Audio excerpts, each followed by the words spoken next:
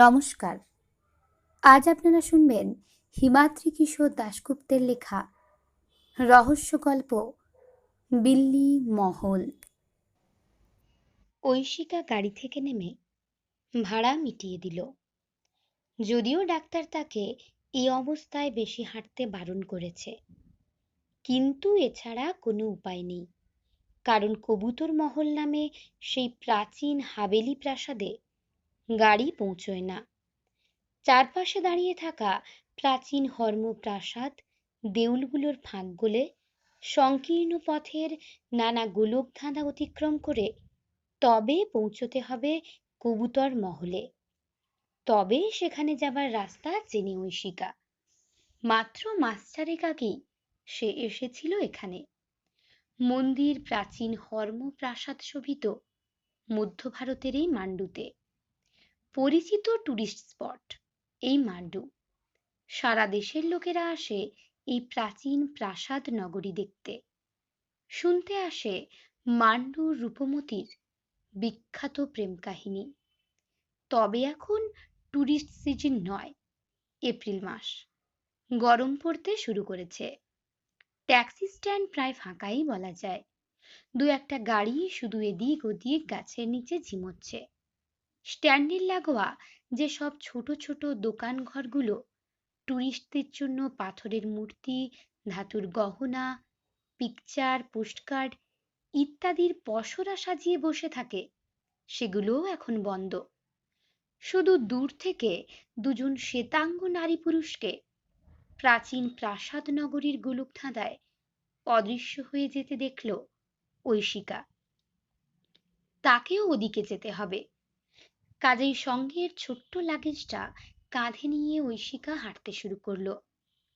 কয়েক পা এগোবার পর একটা বন্ধ দোকানের ঝাঁপের গায়ে বেশ কয়েকটা পোস্টার চোখে পড়ল তার। বেশ কয়েকটা 2-3 বছর বয়সী বাচ্চার ছবি সাঁটানো সেখানে। স্থানীয় বাচ্চা সব। নিখোঁজের বিজ্ঞাপন। ঐশিকার মনে পড়ল রেল স্টেশন থেকে গাড়িতে আসার পথে কি একটা কথা প্রসঙ্গে ড্রাইভার বলেছিল বটে, আজকাল দিনকাল বদলে গেছে ম্যাডাম। খবরের কাগজ আর টিভি খুললে খালি খুন, জখম, মারদাঙ্গার খবর। আমাদের মান্ডুতেও তো কয়েক মাস ধরে বেশ কয়েকটা বাচ্চাকে পাওয়া যাচ্ছে না। কেউ বলছে বাচ্চাগুলো চুরি করে নাকি আরব দেশে পাঠানো হচ্ছে, উটের দৌড়ে উটের গলায় ঝোলাবার জন্য। আবার কেউ বলছে তাদের নাকি মুম্বাইয়ের কোঠিবাড়ি বা সার্কাসের দলে বিক্রি করে দেওয়া হচ্ছে। ঐশিকার পোস্টারগুলো দেখে ড্রাইভারটার কথা মনে পড়ে গেল। তবে তার ভয়ের কোনো কারণ নেই। তার সঙ্গে একটা বাচ্চা আছে ঠিকই, কিন্তু তাকে কেউ চুরি করতে পারবে না।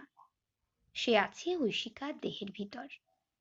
মাত্র 3 মাস বয়স তার। কদিন আগে সোনোগ্রাফি টেস্টে ধরা পড়েছে তার উপস্থিতি।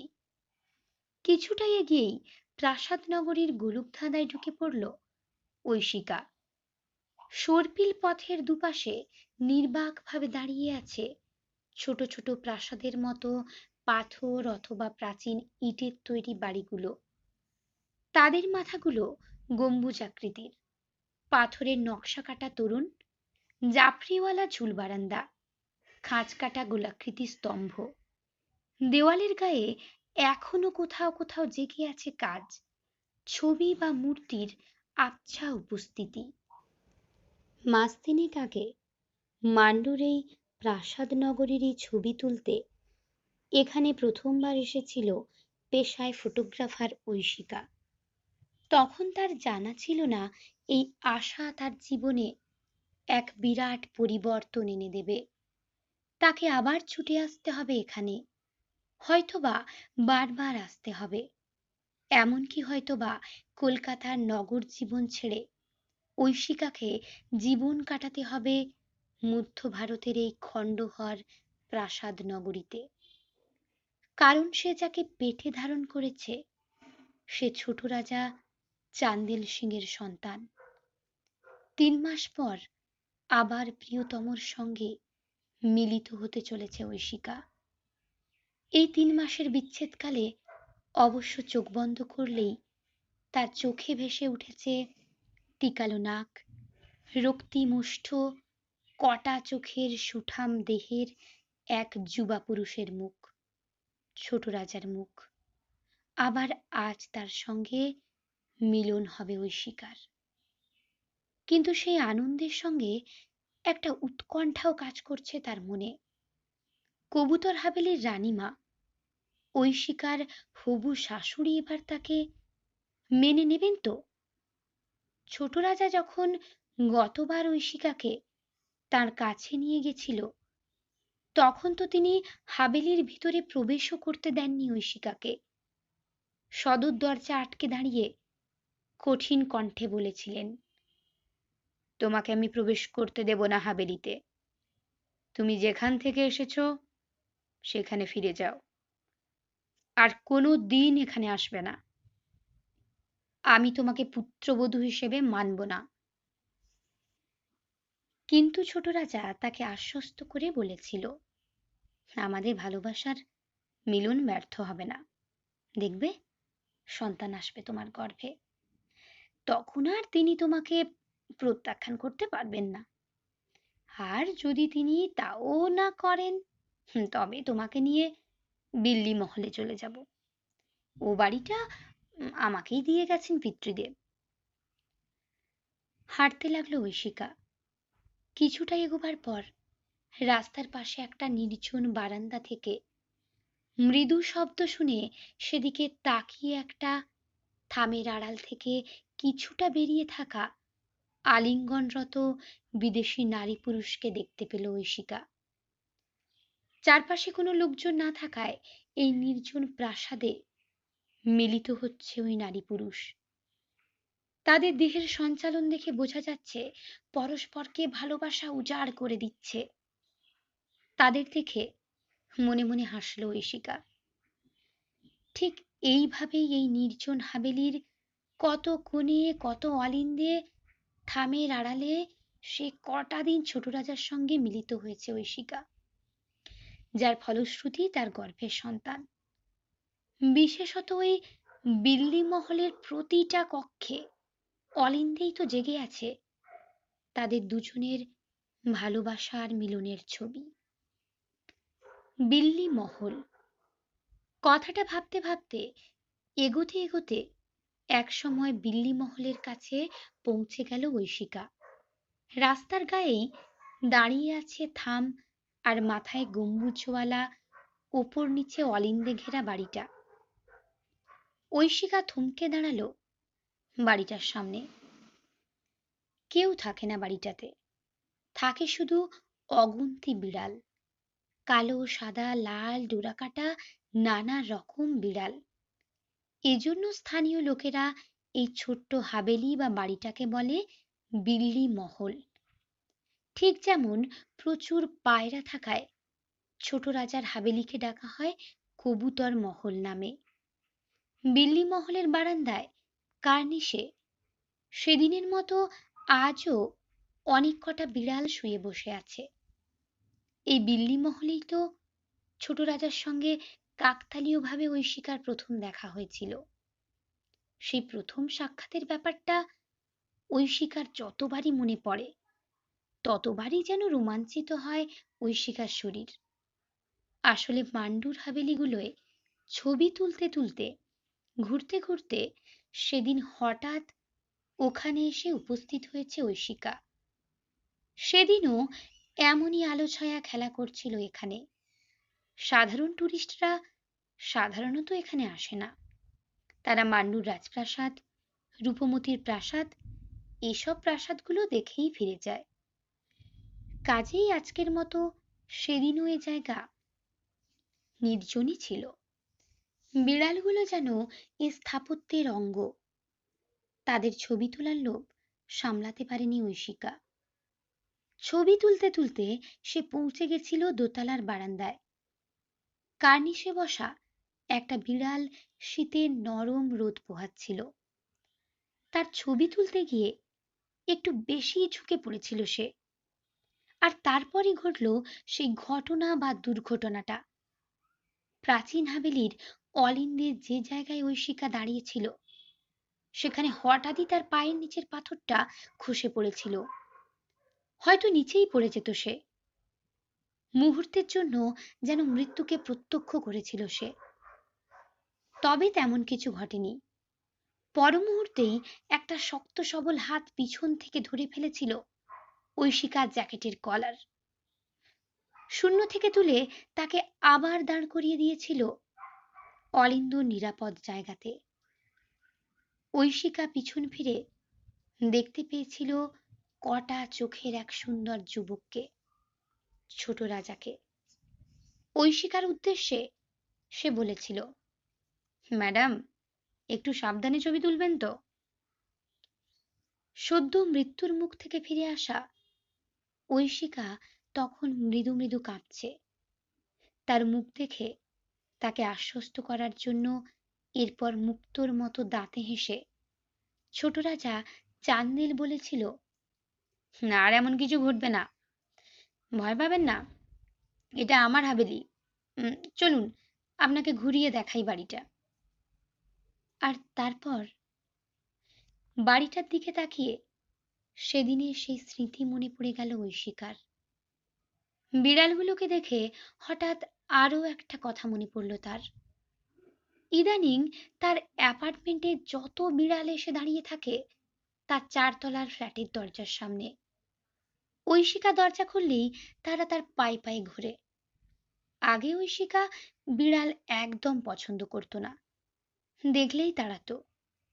কিন্তু এই বিল্লি মহল থেকে ফেরার পর থেকেই ফ্ল্যাটের দরজায় বিড়াল দেখলেই এখানকার স্মৃতি জেগে উঠত তার মনে।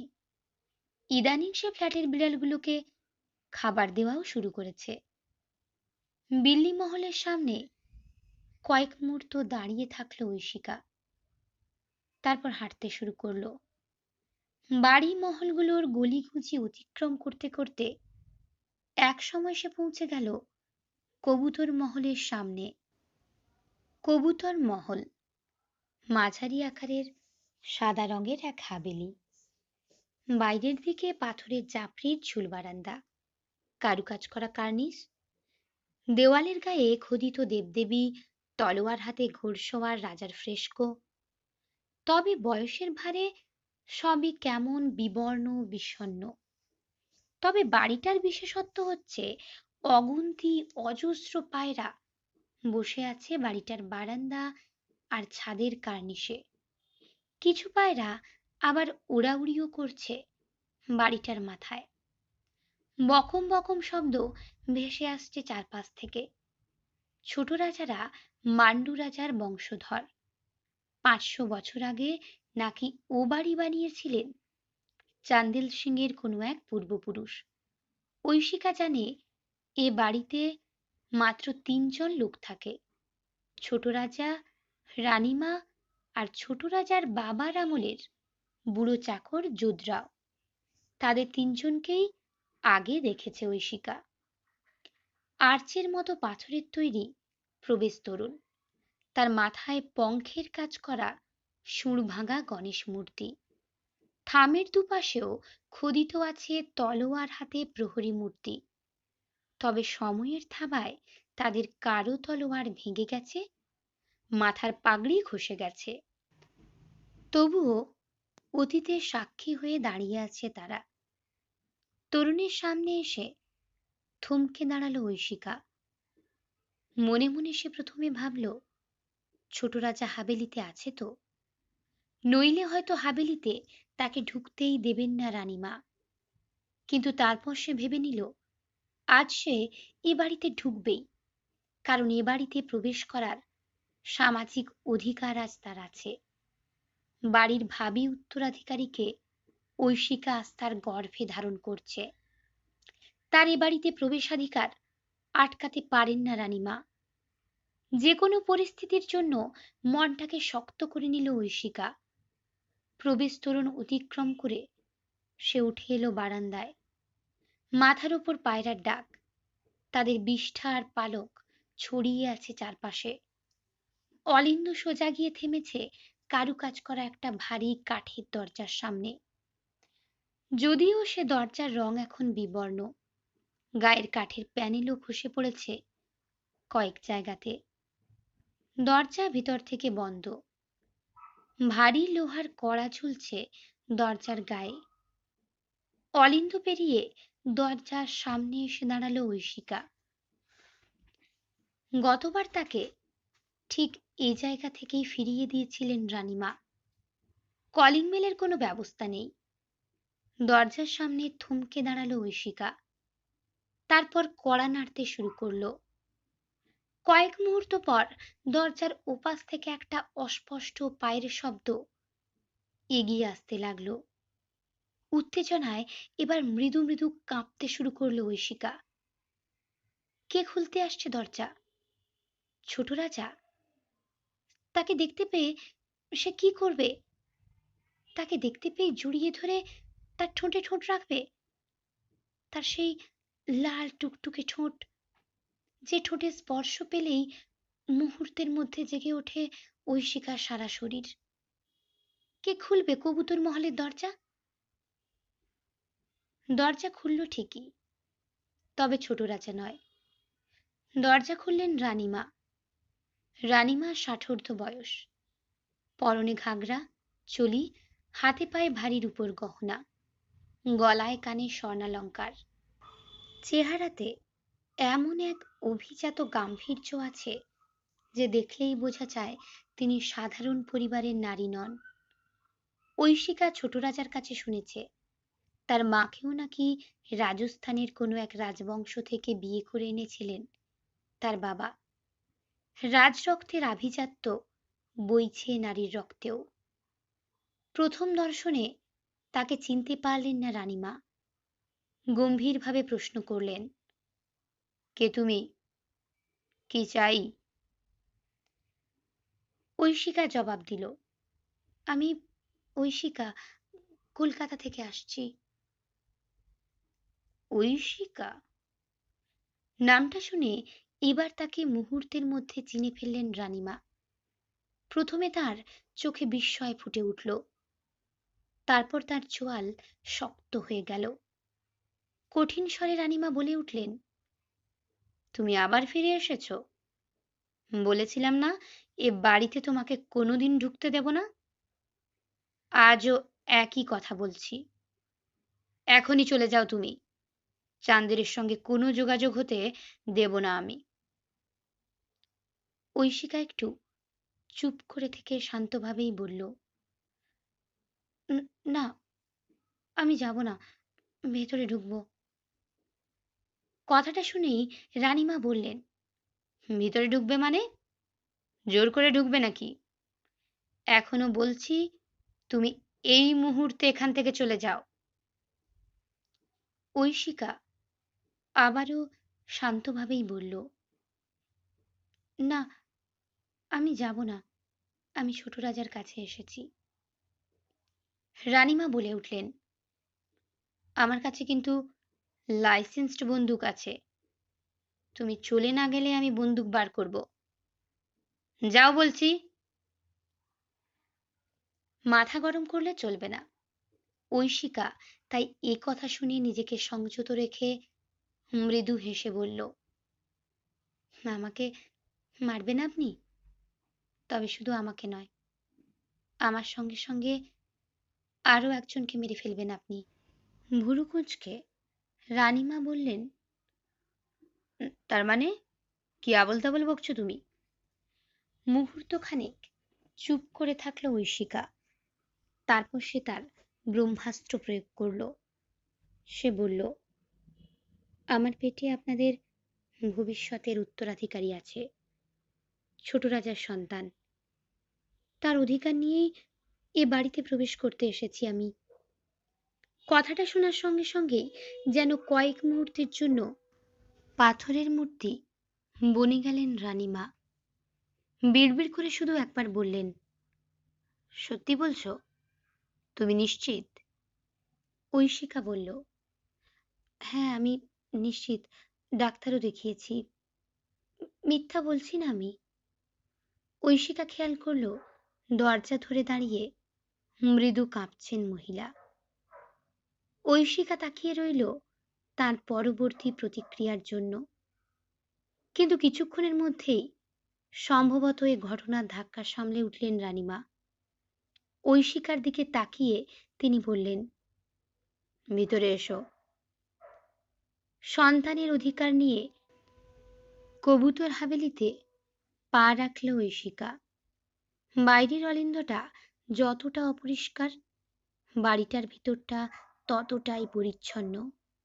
চোখ ধাঁধানো শ্বেত পাথরের মেঝে, চুনকাম করা মসৃণ দেওয়ালের গা থেকে ঝুলছে সোনালি ফ্রেমে আটা নানা তৈলচিত্র, হরিণের শিং, প্রাচীন তলোয়ার।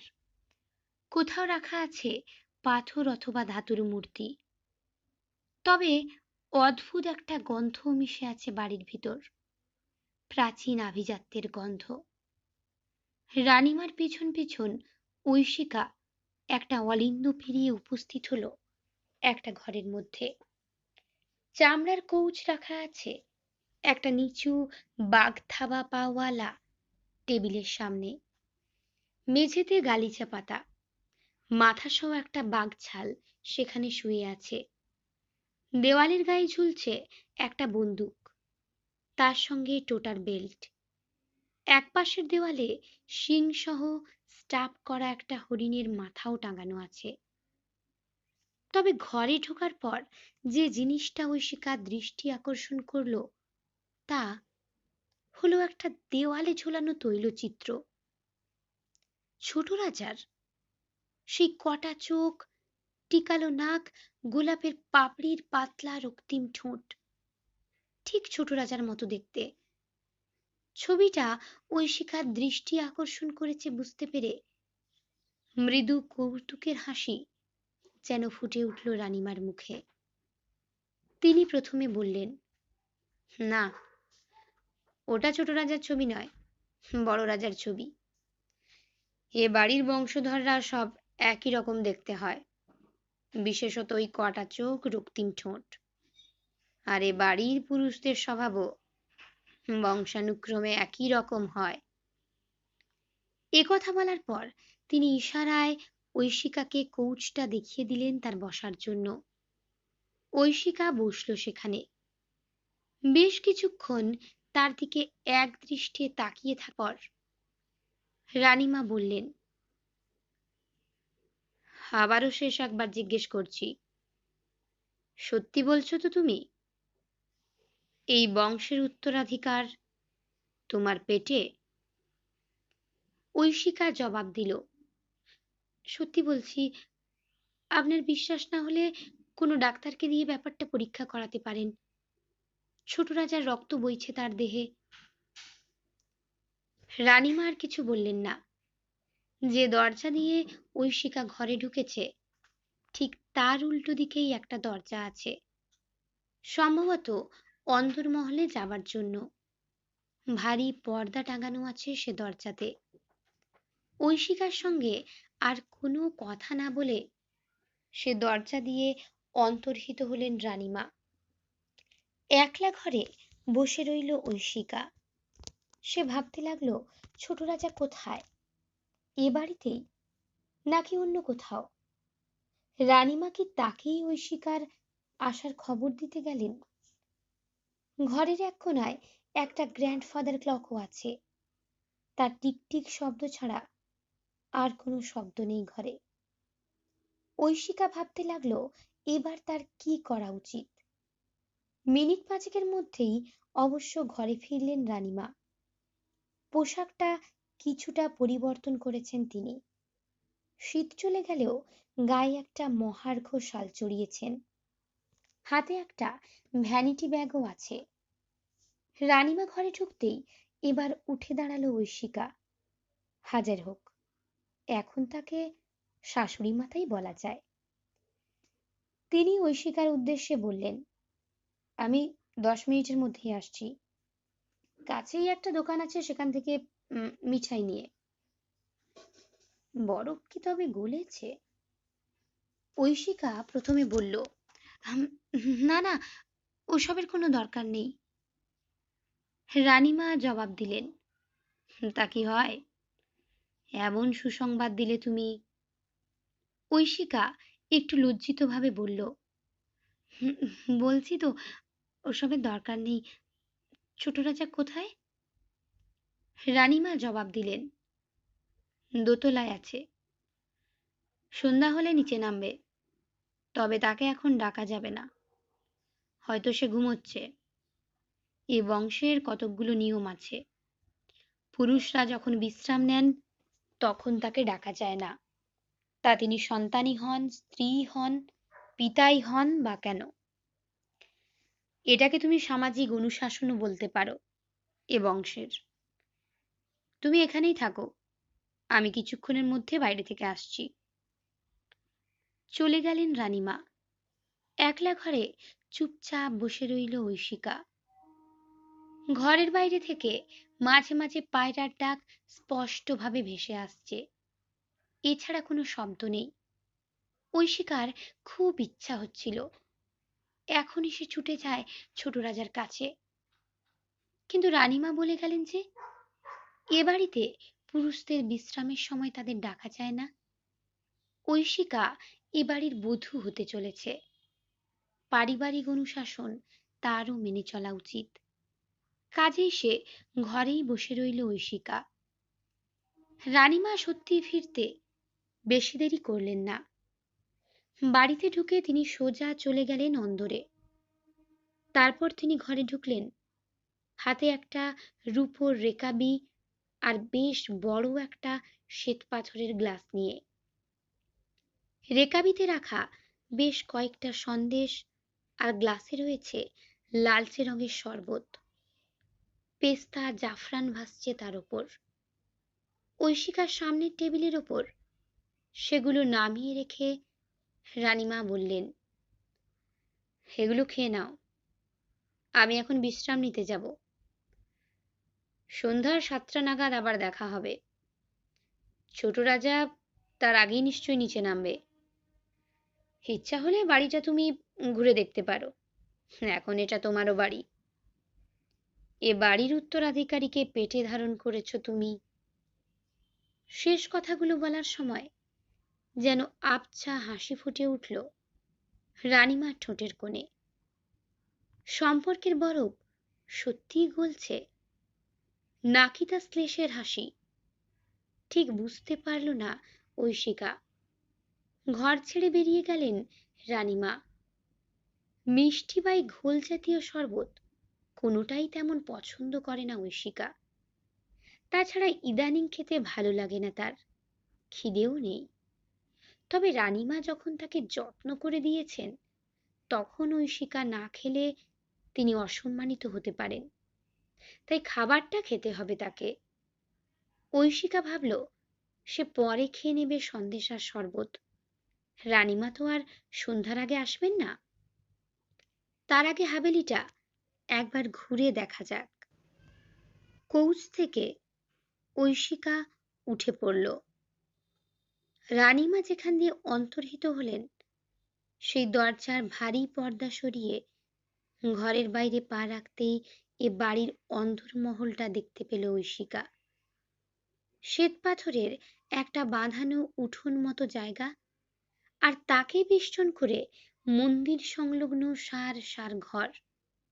দোতলাতেও অমনি ঘর আছে অলিন্দ সংলগ্ন, পাথরের নকশা কাটা জাফরি দিয়ে দোতলার বারান্দাটা। শ্বেত পাথরের উঠোনে ঘুরে বেড়াচ্ছে কয়েকটা পেখম তোলা পায়রা। অলিন্দ ধরে হাঁটতে শুরু করলো ঐশিকা। নিস্তব্ধ অলিন্দ, একপাশে দরজা বন্ধ সার সার ঘরগুলো ধীর পায়ে অতিক্রম করছিল ঐশিকা। সামনে অলিন্দ শেষ প্রান্তে দোতলায় ওঠার সিঁড়ি, তার একপাশে দাঁড়িয়ে আছে প্রমাণ আকারের ব্রোঞ্জের মূর্তি। মূর্তিটা দেখার জন্য সেদিকে ঐশিকা এগোচ্ছিল, কিন্তু হঠাৎ একটা ঝটাপট শব্দ শুনে ঐশিকা তাকিয়ে দেখল ভিতরের উঠোন থেকে অলিন্দে লাফিয়ে উঠেছে বেশ বড় একটা সাদা রঙের বিড়াল। তার মুখে ধরা একটা ময়ূরপঙ্খী পায়রা। সে ডানা ঝাপটিয়ে আপ্রাণ চেষ্টা চালাচ্ছে বিড়ালটার মুখ থেকে নিজেকে মুক্ত করার জন্য। বিড়ালটা অলিন্দে উঠে মুহূর্তের জন্য থমকে দাঁড়িয়ে থাকলো ঐশিকার দিকে।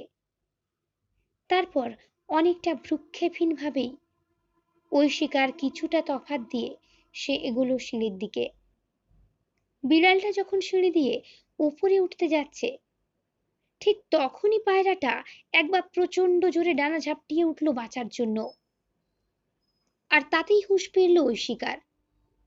ছোট্ট রাজার শখের অত সুন্দর পেখম তোলা পায়রাটাকে মেরে ফেলতে চলেছে বিড়ালটা।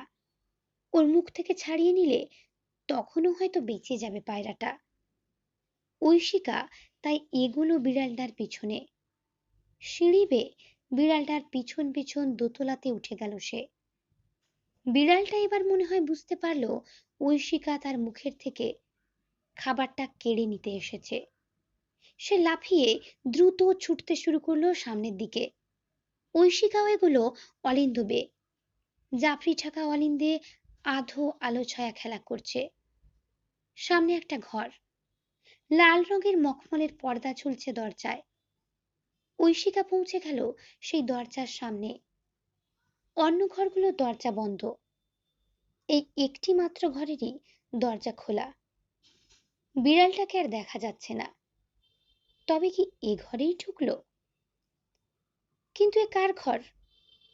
কে আছেন ঘরের ভিতর জানা নেই ঐশিকার।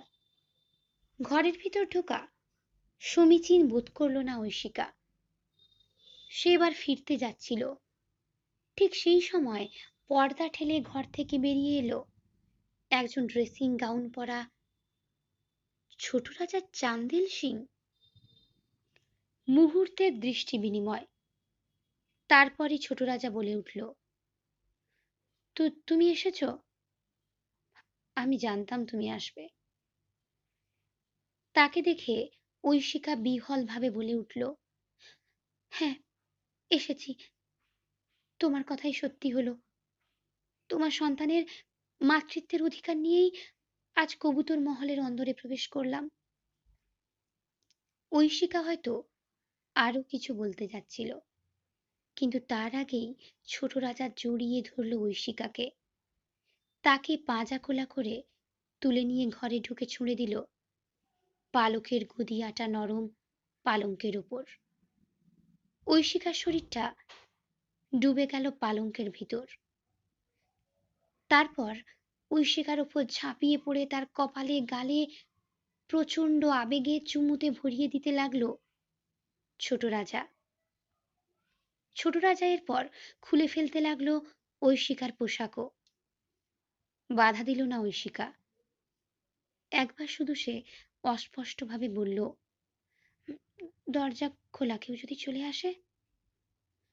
ছোট রাজা জবাব দিল, কেউ আসবে না, কেউ আসবে না।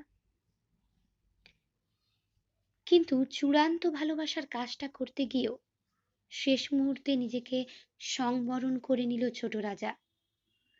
ঐশিকার চোখের দিকে তাকিয়ে সে বলল, না, এ কাজ করা ঠিক হবে না এখন।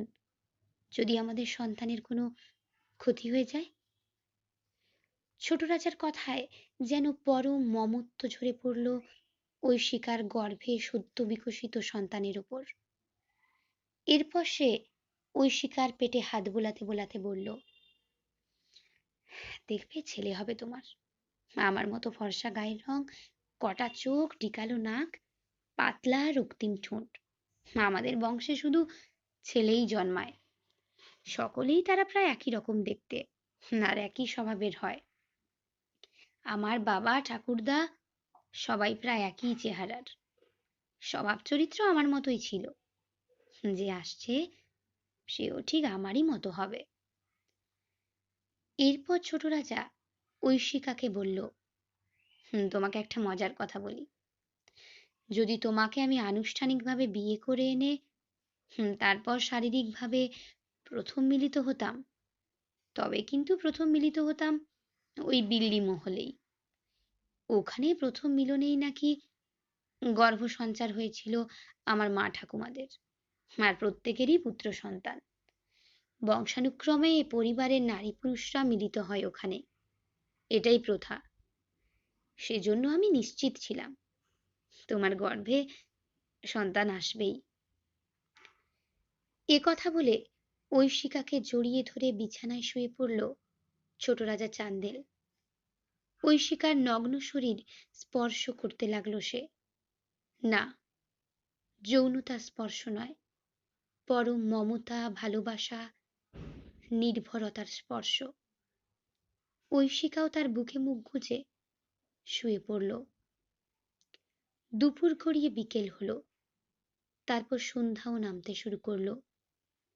একসময় হুঁশ ফিরল ঐশিকার।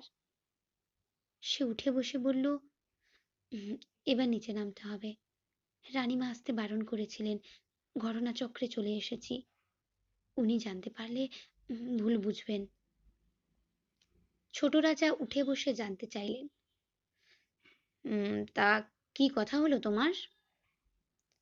ঐশিকা তার জবাবে এই হাবেলিতে আসার পর রানীমার সঙ্গে যা যা কথা হয়েছে তা বিস্তারিতভাবেই বলল।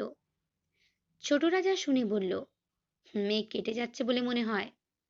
হাজার হোক, তোমার পেটে যে আসছে সে বাড়ির সন্তান, তাকে তো আর ফেলে দিতে পারবেন না তিনি। এর আগে বহুবার আমার বিয়ের প্রস্তাব এসেছিল, কিন্তু তার সঙ্গে সঙ্গে বাতিল করেছিলেন রানীমা। ঐশিকা প্রশ্ন করল, বাতিল করেছিলেন কেন? আমার ব্যাপারেই বা তার আপত্তির কি ছিল? বংশগরিমা, নাকি বাঙালি অন্য ভাষার মেয়ে বলে? প্রশ্নটা শুনে একটু চুপ করে থেকে ছোট রাজা জবাব দিল, না, ঠিক তেমন ব্যাপার নয়। আসলে আমি তার একমাত্র সন্তান। সম্ভবত তিনি এই ভেবে ভয় পান যে হাবেলিতে বউ এলে সে হয়তো আমাকে তার থেকে দূরে ঠেলে দেবে। ঐশিকা শুনে বলল, বুঝলাম। ছোট রাজা এরপর বলল, কিন্তু এখন তাকে খুশি রাখা, তার আশঙ্কা দূর করা প্রয়োজন তোমার। আমাদের আনুষ্ঠানিক বিয়ে করার জন্য তাকে আমাদের দরকার।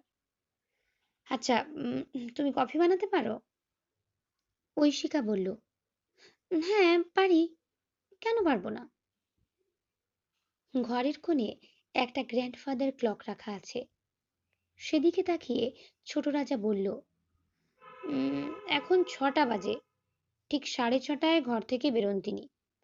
তারপর রসুই ঘরে ঢুকে কফি বানান নিজের জন্য। চিনি কম, ঘড়ি ধরে বাঁধা ধরা নিয়ম। সিঁড়ি দিয়ে নেমেই 3 নম্বর ঘরটাই হলো রসুই ঘর। সব মজুদ আছে সেখানে, শিকল খুলে ঢুকলেই বুঝতে পারবে। আর তার 2টো ঘর পরই রানীমার ঘর। তুমি কফি বানিয়ে রানীমার ঘরে নক করবে, হাতে থাকবে কফির পেয়ালা। রানীমা দেখে খুশি হবেন। তিনি বুঝতে পারবেন যে আমাকে তার থেকে কেড়ে নিতে আসনি তুমি। ঐশিকা বলল, ঠিক বলছো, আমি তাকে খুশি রাখার চেষ্টা করব। আমি তবে কফি বানাতে নিচে যাই। পালঙ্ক থেকে উঠে পোশাক পরে নিল ঐশিকা। ছোট রাজাও ড্রেসিং গাউনটা আবার গায়ে চাপিয়ে দিয়ে বলল, আজকের দিনটা তোমার শোয়ার জন্য আলাদা ঘরের ব্যবস্থা করবেন রানীমা। তিনি ঠিক রাত 9টায় খাওয়া সেরে নিজের ঘরে দরজা দেন, ওঠেন বেলা 8টায়। তিনি রাতে দরজা দিলেই তুমি আমার কাছে চলে আসবে, আর তিনি জেগে ওঠার আগে নিচে নেমে যাবে। সারাদিনই তো দেখা সাক্ষাৎ হবেই। ঘর থেকে বেরোলো ঐশিকা, তার পিছন পিছন দরজার বাইরে বেরোলো ছোট রাজা। অন্ধকার বারান্দা, কিন্তু খুট করে একটা শব্দ হলো, আলো জ্বলে উঠল। বাতিটা জ্বালালো ছোট রাজার সেই বুড়ো চাকর যোধরাও। তাকে গতবার দেখেছে ঐশিকা। এই লোকটারও ওই বিল্লি মহলে যাওয়া আসা আছে। কাছে এসে দাঁড়ালো বুড়োটা। সে কিন্তু বিস্মিত হলো না ঐশিকাকে দেখে। ঐশিকাকে সরাসরি ছোট রানীমা সম্ভাষণ করে বলল, আপনি এসেছেন জানি ছোট রানীমা। আপনি যখন বিল্লি মহলের পাশ দিয়ে আসছিলেন, তখন আমি ওই মহলের ভিতরেই ছিলাম। যোধরাওয়ের কথা শুনে ছোট রাজা বলে উঠল, তুমি বিল্লি মহলে গেছিলে? যোধরাও বলল, হ্যাঁ গেছিলাম। কারণ জিনিসটা পাওয়া গেছে।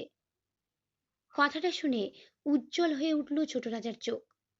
তারপর সে ঐশিকার উদ্দেশ্যে বলল, "হুম, আজ রাতে আমি বাইরে থাকবো, কাজ আছে, একটু পরেই বেরিয়ে যাব আমি।"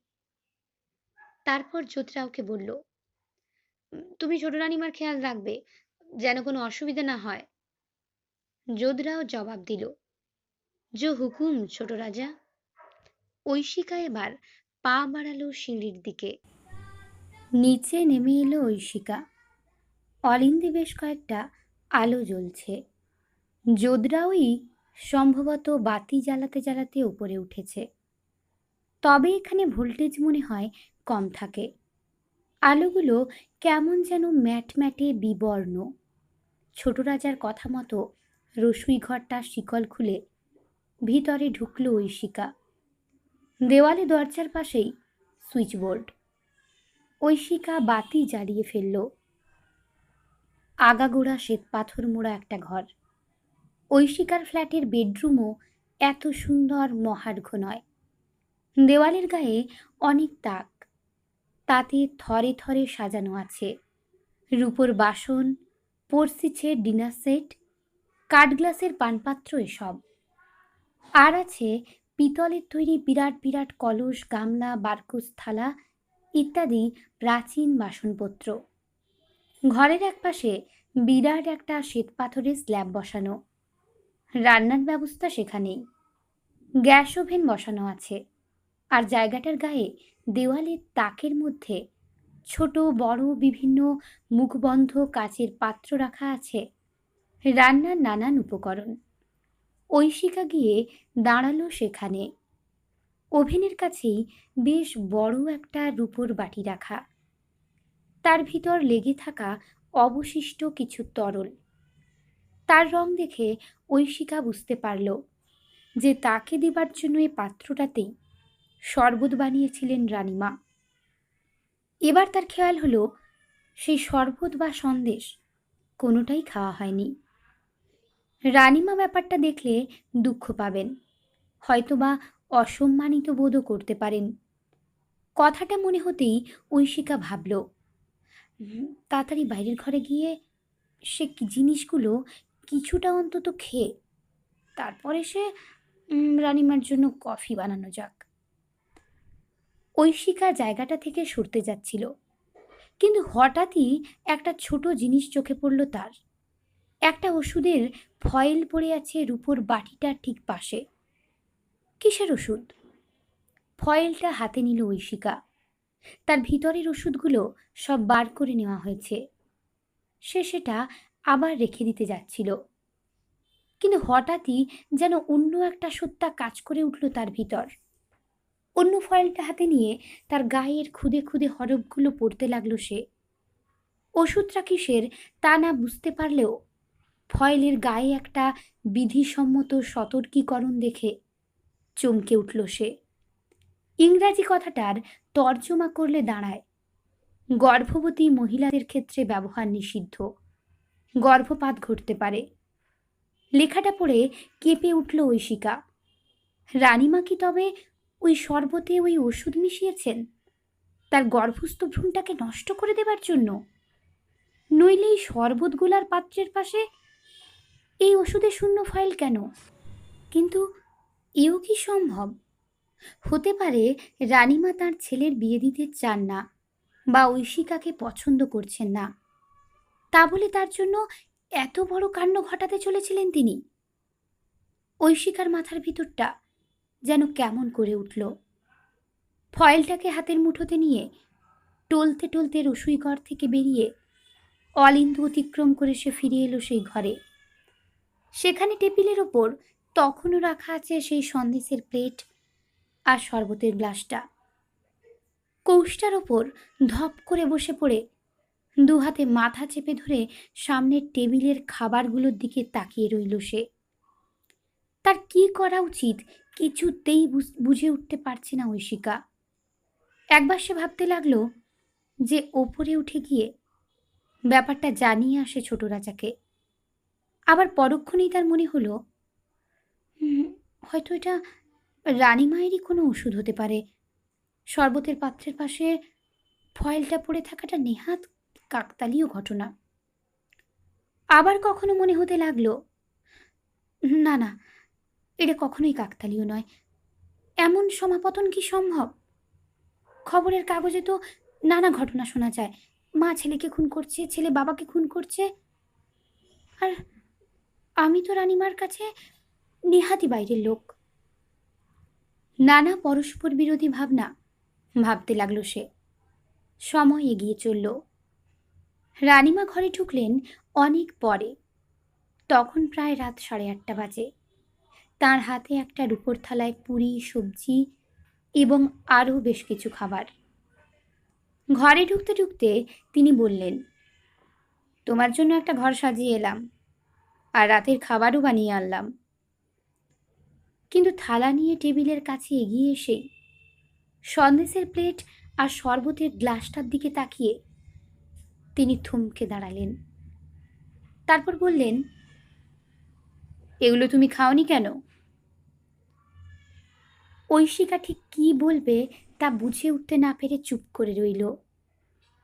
খাবারের থালাটা টেবিলের এক পাশে নামিয়ে রেখে রানীমা আবারও প্রশ্ন করলেন, খাওনি কেন? শরীর খারাপ?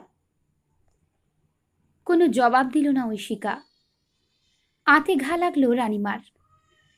বেশ একটু গলা চড়িয়ে তিনি বললেন, এত কষ্ট করে দুপুর রোদে বেরিয়ে তোমার জন্য মিঠাই আনলাম, শরবত বানালাম, তুমি খেলে না? ঐশিকা এবার মুখ খুলল। সে বলল, না, খেলাম না, ইচ্ছে করেই খাইনি। রানীমা আরও গলা চড়িয়ে বললেন, একে তো আমাকে বোকা বানিয়ে তোমরা চোরের মতো সম্পর্ক তৈরি করেছ, তার উপর বাড়িতে ঢুকতে না ঢুকতেই এত অপমান। ঐশিকা চোরের মতো শব্দটা শুনে উত্তেজিতভাবে উঠে দাঁড়িয়ে বলল, খাইনি বেশ করেছি, যে খাবার আনলেন তাও নিয়ে যান, আপনার দেওয়া কোনো খাবারই আমি খাবো না। রানীমা আর ঐশিকার চিৎকার চেঁচামেচি শুনে পর্দা ঠেলে ঘরে প্রবেশ করল যোধরাও। ঘরের ভিতর ঢুকে একটু জড়সড় হয়ে তাদের দুজনের দিকে তাকালো সে। রানীমা তাকে দেখলেও তেমন ভ্রুক্ষেপ করলেন না। তিনি ঐশিকার উদ্দেশ্যে বললেন, খাবে না মানে? কেন তুমি খাবে না সে কথা বলতে হবে। ঐশিকা এবার আর নিজেকে ধরে রাখতে পারল না। হাতের মুঠো খুলে ফয়েলটা রানীমাকে দেখিয়ে চিৎকার করে বলে উঠল, এটা কি? রসুইখানায় শরবতের পাত্রের পাশে এটা ছিল কেন? আপনি আমার সন্তানকে খুন করার চেষ্টা করেছিলেন? এই শরবত আর সন্দেশ আমি নিয়ে গিয়ে ল্যাবরেটরিতে পরীক্ষা করাবো। ঐশিকার হাতের ফয়েলটা দেখে তার কথা শুনে ফ্যাকাশে হয়ে গেল রানীমার মুখ। রানীমা সম্ভবত বুঝতে পারলেন যে তিনি ধরা পড়ে গেছেন, কিন্তু কয়েক মুহূর্তের মধ্যেই তিনি নিজেকে সামলে নিলেন। শান্ত অথচ দৃঢ় স্বরে বললেন, হ্যাঁ, ওই সন্দেশে আর শরবতে ওষুধ মিশিয়েছি আমি। তোমার পেটে যে আছে সে পৃথিবীর আলো দেখুক তা আমি চাই না। তোমাকে পুত্রবধূ হিসেবে মেনে নিতে আমার কোনো আপত্তি নেই, কিন্তু আমি চাই না তোমাদের সন্তান জন্মাক। ঐশিকার কথা শুনে হতভম্ব হয়ে কিছুক্ষণ চুপ করে রইল। তারপর আরও জোর চিৎকার করে উঠল, কেন কেন কেন? আমার পেটের সন্তান আপনার কি ক্ষতি করেছে? কি ক্ষতি করবে? ঐশিকার দিকে কয়েক মুহূর্ত স্থির দৃষ্টিতে তাকিয়ে রইলেন রানীমা।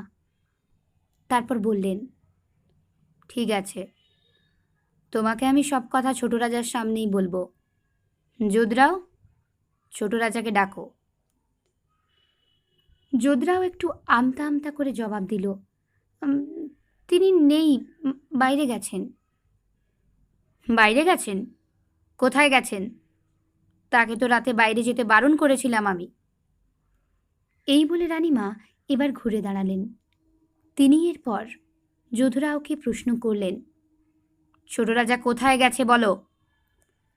যোধরাও বলল, আমি জানি না। ছোট রাজার সামনে ব্যাপারটা নিষ্পত্তি হওয়া প্রয়োজন, তাই ঐশিকা বলে উঠল, আমি ওপরে গেছিলাম দুপুরে, ছোট রাজার সঙ্গে যোধরাওয়ের কথা হচ্ছিল। যোধরাও তাকে বলল সে কি একটা জিনিস রেখে এসেছে বিল্লি মহলে। তারপর ছোট রাজা বলল যে সে আজ রাতেই হাভেলিতে থাকবে না। কথাটা শোনা মাত্র ঘরের দেওয়ালের দিকে এগিয়ে গেলেন রানীমা। দেওয়াল থেকে দুনোলা বন্দুক আর কার্তুজের বেলটা নামিয়ে দুটো টোটা ভরে ফেললেন বন্দুকে। তারপর বন্দুকের নলটা যোধরাওয়ের গলায় ঠেকিয়ে চিৎকার করে উঠলেন, বল সে কোথায় গেছে। যোধরাও আবারও জবাব দিল, জানি না রানীমা। রানীমা তার বন্দুকের নলটা আরো জোরে তার গলায় চেপে ধরে বললেন, আমার শরীরেও রাজপুতের রক্ত আছে, দরকারে আমিও মানুষ মারতে পারি। আমি ঠিক 3 গুনব। রানীমা গুনতে শুরু করলেন, 1, 2।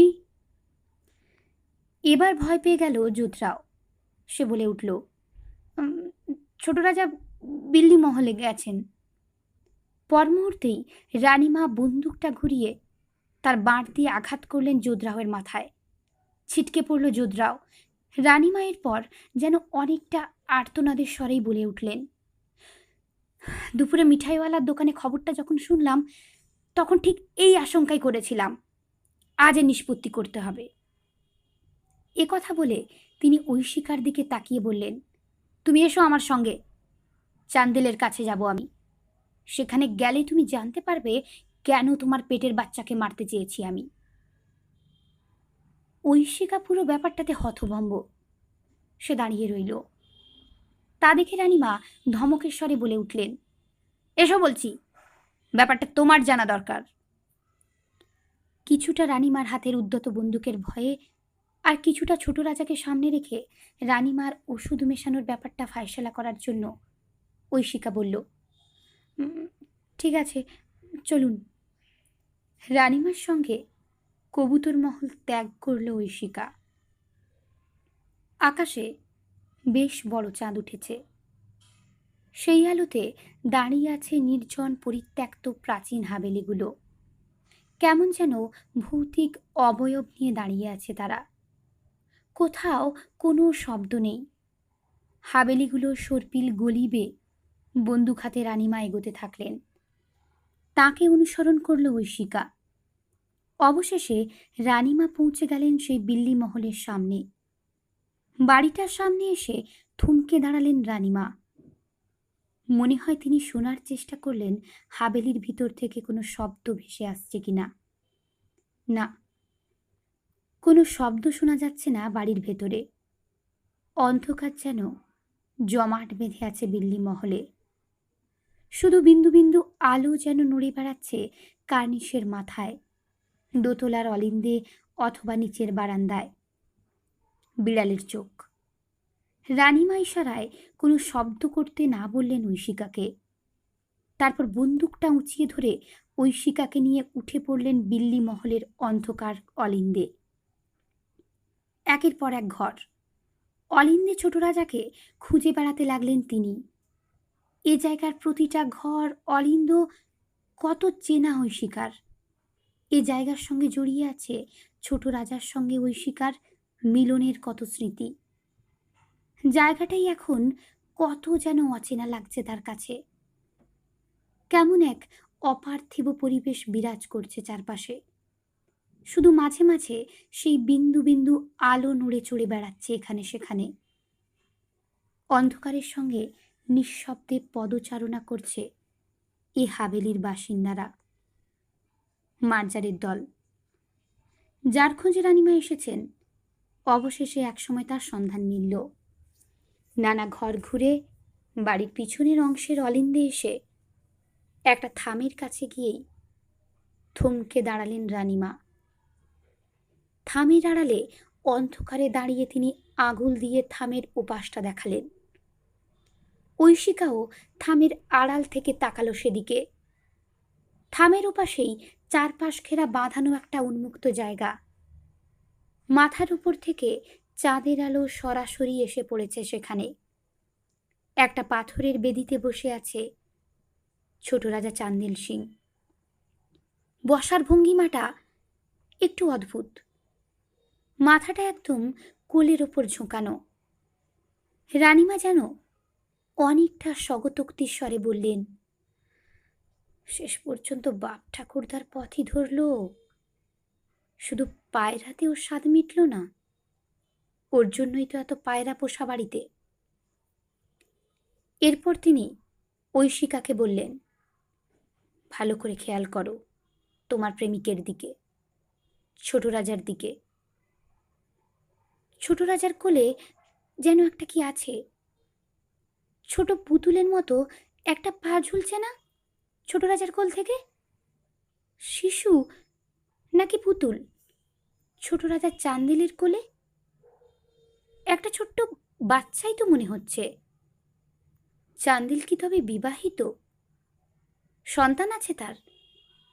চান্দেল চুমু খাচ্ছে তাকে। এই জন্যই কি রানীমা ঐশিকার সঙ্গে ছোট রাজার বিয়েতে বা তার সন্তান ধারণে সম্মত নন? মুহূর্তের মধ্যে এ প্রশ্নগুলো ঘুরপাক খেয়ে গেল ঐশিকার মনে। সে আর উত্তেজনার চাপ সহ্য করতে পারল না। থামের আড়াল থেকে লাফিয়ে নেমে এগোলো ছোট রাজার দিকে। ঐশিকার পায়ের শব্দে হুঁশ ফিরল ছোট রাজার। কোলের থেকে মুখ উঠিয়ে ছোট রাজার চান্দেল তাকালো ঐশিকার দিকে। ছোট রাজার কটা চোখ এখন ঠিক বিড়ালের মতোই জ্বলছে। তার কোলে যে আছে সে একটা নগ্ন শিশু, হয়তোবা 1 বছর বা তার কাছাকাছি বয়স হবে তার। ঐশিকাকে দেখা মাত্রই ছোট রাজা শিশুটার নিস্পন্দ ছোট্ট শরীরটাকে বেদির ওপর রেখে উঠে দাঁড়ালো। চাঁদের আলো এসে পড়েছে ছোট রাজার চান্দেলের মুখে।